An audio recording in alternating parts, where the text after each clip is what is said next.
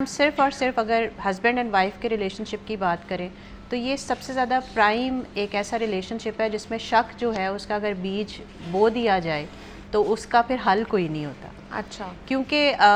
شک جو ہے وہ انسان کے دماغ میں چین آف تھاٹس جو ہے نا اس کو ایک دم سے ایگریویٹ کرنا شروع کر دیتا ہے. اگر یہ ایسے کہا ہے تو اس کا مطلب یہ ہے وہ سیلف تھاٹ شروع ہو جاتی ہے انسان کی.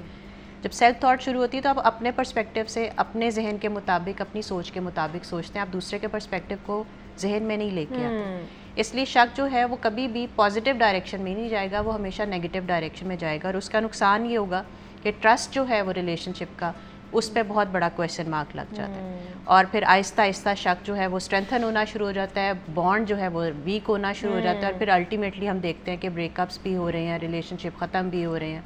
سو میرا خیال ہے کہ کمیونیکیشن گیپ جو ہے وہ ایک بالکل پرائم فیکٹر ہے کسی بھی ریلیشن شپ میں شک کو اجاگر کرنے کے لیے اور پھر اس کو اسٹرینتھن کرنے کے لیے. دوسری چیز, ہمارے آس پاس جو لوگ ہوتے ہیں نا جی,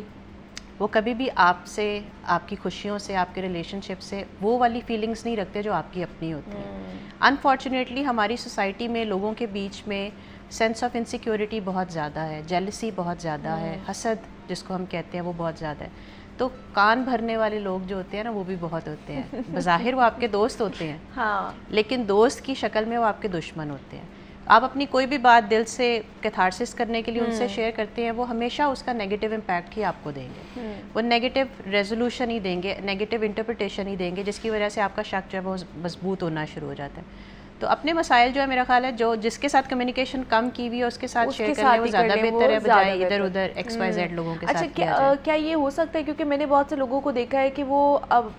شک کو جو ہے نا وہ کہہ دیتے ہیں کہ ہماری اوور تھنکنگ بھی ہے,